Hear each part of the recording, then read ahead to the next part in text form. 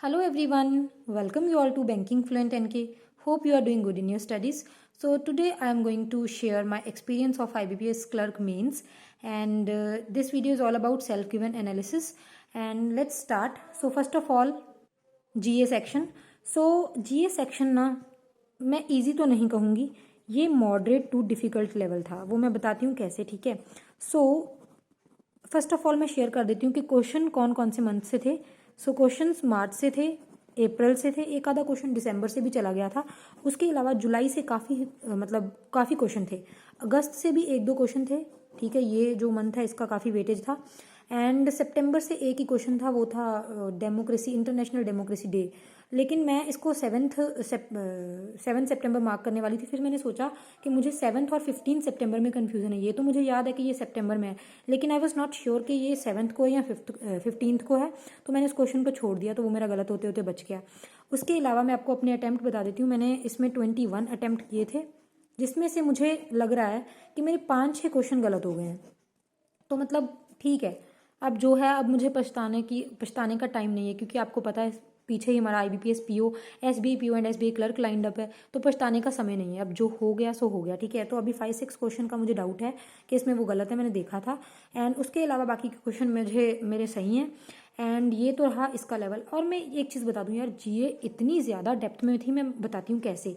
उन्होंने वहाँ पे पूछ रखा था कि मतलब जो न्यूज़ हम पढ़ के गए थे वो सब कुछ उन्होंने बता रखा था कि ये मतलब चीज़ है, ये यहाँ से न्यूज़ आई है, इसका ये है। मतलब मैं जैसे जैसे क्वेश्चन पढ़ रही थी मुझे लग रहा था वाओ, ये क्वेश्चन मैंने पढ़ रखा है, तो इसमें ये पूछेंगे, अच्छा ये भी बता दिया, फिर इसमें ये पूछेंगे, अच्छा ये भी बता दिया, तो एंड में क्या पूछ रहे हैं, उसका अमाउंट कितना है या उसका मतलब परसेंटेज कितना है। मतलब न्यूमेरिकल जो डेटा होता है ना, उसमें बहुत ज़्यादा क्वेश्चन थे। तो मतलब वो चीज़ें पूछ रखी थी जो याद करना भी पॉसिबल नहीं होता ना। तो मतलब कभी ये पूछ रहे थे कि जो चाइना के जो शिंजो अबे थे, पॉलिटिकल लीडर, उनकी डेथ हो चुकी थी, है ना, सबको पता है, चलो ठीक है।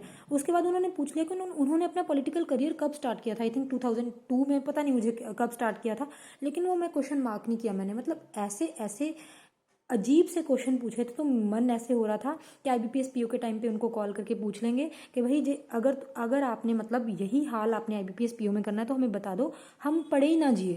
मतलब GA को पढ़ने का क्या मतलब है यार, कि सारे के सारे क्वेश्चन में वो खुद से बता रहे हैं और एंड में हमसे कुछ अजीब सा ही पूछ रहे हैं, तो अब क्या क्या याद करके जाएंगे यार हम। अजीब से क्वेश्चन थे। एनीवेज, ये मैंने आपको बता दिया। उसके बाद हम बात करते हैं इंग्लिश सेक्शन की। ये है मेरा सबसे फेवरेट सेक्शन, एंड ये सेक्शन मुझे ईजी लगा। वैसे ये इजी टू मॉडरेट था, ठीक है।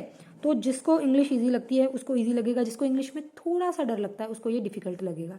पैराजंबल थे, 5 क्वेश्चन थे उसमें। ईजीएस्ट पैराजंबल, बड़े आसानी से बन गया था। इसमें ना सबसे पहले कुछ था कि किस चीज़ के बारे में बात कर रहे थे, फिर उसके इम्पैक्ट के बारे में बताया, फिर आई थिंक उसके बाद बता दिया कि उसको बैन कर दिया, फिर उसके बाद शायद यहाँ पे बैन था, फिर उसके बाद बैन का रिजल्ट क्या निकला वो बताया, फिर उसके बाद फर्स्ट करके एक स्टेटमेंट थी, फिर सेकंड करके, फिर लास्ट में था लास्ट बट नॉट लीस्ट, ठीक है। तो इसके ऊपर क्वेश्चन थे। एक उन्होंने मतलब एक क्वेश्चन ऐसा था, उसमें एक स्टेटमेंट दे रखी थी उन्होंने। स्टेटमेंट में उन्होंने बोला कि ये जो लास्ट वाला जी तक थे, मतलब ए से लेके जी तक सेंटेंसेस थे, उनको अरेंज करना था। उन्होंने पूछ लिया जी के एकदम ऊपर कौन सा सेंटेंस आना चाहिए, मतलब जी और एक और, जैसे मान लो यहाँ पे GEFG है ना, यहाँ पे F है, F और G के बीच में एक लाइन दे रखी थी। तो उन्होंने पूछा था ये कैसे कहाँ पे सेट होगी, तो मतलब F के बाद में वो लाइन सेट होगी, तो वो बताना था। उसके अलावा सिंपल से क्वेश्चन थे, फर्स्ट कौन था, सेकंड कौन सा है, थर्ड कौन सा है। एक यहाँ पे जी जो स्टेटमेंट थी, यहाँ पे एक फिलर दे रखी थी, मतलब ब्लैंक थी, फिल इन दी ब्लैंक, तो उसमें फिल करना था, वो बताया, ठीक है। उसके बाद RC डुएबल था, डबल फिलर डुएबल थे, मैचिंग थोड़ा सा दिक्कत दे सकते थे लेकिन easy to moderate, rearrangement easy, phrasal verb ये मैंने नहीं किया। ये 6 से 7 क्वेश्चन होंगे, मैंने नहीं किए ये, मतलब मुझे नहीं अच्छे लग रहे थे तो मैंने नहीं किए, हो नहीं रहे थे एक्चुअली। तो ये इसमें मैंने 31 अटैम्प्ट किए हैं आउट ऑफ 40 हैं, ठीक है। उसके बाद ये मेरा मतलब ईजीएस्ट सेक्शन मुझे लग रहा था, यहाँ पे मेरे अटैम्प्ट जाने चाहिए थे ऊपर यार, लेकिन ना RC के कुछ क्वेश्चन मुझसे छूट गए। तो यहाँ पे मैंने नंबर ऑफ क्वेश्चन लिख रखे थे जितने उन्होंने पूछे हैं, तो एक दो ऊपर नीचे हो सकता है, क्योंकि एग्जैक्ट अभी मुझे भी याद नहीं है। तो हो सकता है कि मतलब यहाँ पे उन्होंने 3 क्वेश्चन पूछे, अभी मुझे याद नहीं, मैंने यहाँ पे लिख लिया है कि इतने इतने थे ऑलमोस्ट, ठीक है, अप्रॉक्सीमेटली यहाँ पे बता दिया। Now reasoning section. Reasoning section का मिसलिनियस पार्ट कुछ कुछ ईजी था, लेकिन ये सेक्शन ईजी नहीं था एक्चुअली। ये पूरा का पूरा section moderate to difficult level वाला था, ठीक है। कोडेड ब्लड रिलेशन के इतने क्वेश्चन थे, डुएबल थे, करने योग्य थे। लेंथी हो सकते हैं लेकिन कर सकते थे, ठीक है हम। सिलोजिज्म ईजीएस्ट, प्री वाले सिलोजिज्म थे, 4 स्टेटमेंट थी, 4 कंक्लूजन था, उनका बताना था आंसर। इधर और तो आई थिंक किसी में भी नहीं लग रहा था, ठीक है। तो बाकी ये सिंपल सा था। इनइक्वालिटी के 3 क्वेश्चन थे, ये मैंने मैजिक ट्रिक से किए, जो अंकुश लांबा सर की मैजिक ट्रिक है ना, उससे किए, तो ईजी थे। इनपुट आउटपुट ईजीएस्ट क्वेश्चन था, ईजीएस्ट क्वेश्चन। इसके आई थिंक मुझे लगता है 4 क्वेश्चन थे और इसमें से मैंने 3 क्वेश्चन किए और एक मैंने इसलिए छोड़ा क्योंकि मुझसे 5th वाला स्टेप नहीं बना। यार इतना इजी क्वेश्चन था, मैं आपको बताती हूँ कितना इजी था। आप सोचोगे कि मतलब मैं कितनी बेवकूफ़ हूँ। मैं बताती हूँ मैंने क्या किया। जैसे मान लो यहाँ पे फर्स्ट में था 3 1 2 5 5 6 2 4 ऐसे करके कुछ भी स्टेटमेंट थी, 4 डिजिट थे। इनको पहले अरेंज करना था। जैसे ये 3 वाला है, इसको पहले लेके आना था 5 वाला बाद में, इसके बाद 7 वाला होगा, 8 वाला होगा, तो ऐसे मतलब पूरी पूरी को। उसके बाद जैसे यहाँ पे 3 1 2 5 इसको फिर अंदर से अरेंज कर देना था 1 2 3 5 कि मतलब इनको इंक्रीजिंग ऑर्डर में, सबसे छोटा उससे बड़ा उससे बड़ा। फिर उसके बाद था पहले दोनों को ऐड 2 + 1 3 3 5 15 ऐसे करके, मतलब अभी मुझे एग्जैक्ट याद नहीं, मैं बता रही हूँ, ठीक है। उसके बाद ये करने के बाद इसके बाद शायद ये क्या था, इसके बाद मुझे अभी याद नहीं। 4th स्टेप में भी कुछ ऐसे ही था, प्लस माइनस करके कुछ मल्टीप्लाई करके कुछ था। उसके बाद जो एंड वाला स्टेप आना था उनको डिक्रीजिंग ऑर्डर में करना था। लेकिन क्या हुआ यार, जो 5th स्टेप था ना, मैंने ये नोटिस ही नहीं किया कि उसको डिक्रीजिंग ऑर्डर में कर रखा है सारी स्टेटमेंट को। मैं मतलब यही सोचती रही इससे ये कैसे बनेगा, तो वहाँ पर मैंने टाइम गवाया। ये 2 नंबर का क्वेश्चन था। ये जो इनपुट आउटपुट थे ना, ये 2 मार्कर थे, यहाँ पे मैंने लिखा भी हुआ है, ये 2 मार्कर थे और इसमें से मैंने 3 क्वेश्चन अटेम्प्ट किए हैं, तो 6 नंबर यहाँ से बन गए, ठीक है। तो इसमें मेरा अटेम्प्ट हुआ है 17, 2 मार्कर थे, बाकी के मेरे 1 मार्कर। तो यहाँ पे मैं ज़्यादा अटेम्प्ट नहीं कर पाई। एक मेरी ये उसके बाद लॉजिकल रीजनिंग के मैंने कुछ, मुझे लगता नहीं मैंने एक आधा क्वेश्चन यहाँ से किया होगा, उसके अलावा नहीं किया। पजल्स टाइमिंग बेस्ड थी, ठीक है, टाइमिंग सा दे रखा था उन्होंने, एक टाइम एंड शेड्यूल वाली थी कि मतलब इतना टाइम है। अभी एग्जैक्टली याद भी नहीं है, मैंने वो पढ़ी थी अच्छे से कि मतलब पता नहीं क्या उनका कब से स्टार्ट होता था, पता नहीं, 1 घंटे का शेड्यूल था उनका। और उनके 3 लेक्चर थे शायद, एक लेक्चर 2 लेक्चर 2 घंटे के थे, एक 1 घंटे का, कुछ ऐसे करके था। उसके बाद फ्लैट एंड फ्लोर वाली पजल मैंने बनाई, ये मेरी बन गई।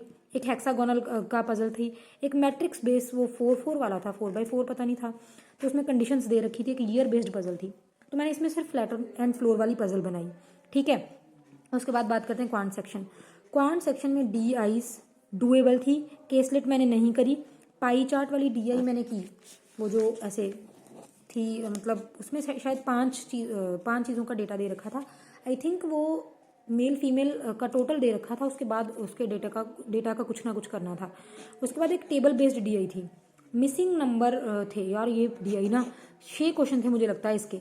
ये डुएबल थी। मैंने जब मिसिंग देखा मैं आगे चली गई यार। बाद में जब ना मेरे पास आई थिंक 45-46 सेकेंड रह गए, मैंने देखा यार उसका तो डेटा नीचे दे रखा था कि मतलब उसको सॉल्व करना ईजी था। तो मतलब मुझे बड़ा फिर हुआ, फिर सोचा कि अब होना था जो हो गया। मतलब 6 क्वेश्चन यहाँ पे मेरे और अटैम्प्ट बड़ी आसानी से हो सकते थे। मैंने लास्ट के ना 5-6 मिनट ऐसे ही गवाए, कभी इधर कभी उधर, कि मतलब समझ में नहीं आ रहा था क्या करूँ, क्योंकि आपको पता है मेरा क्वांट्स थोड़ा एम ही है, ठीक है।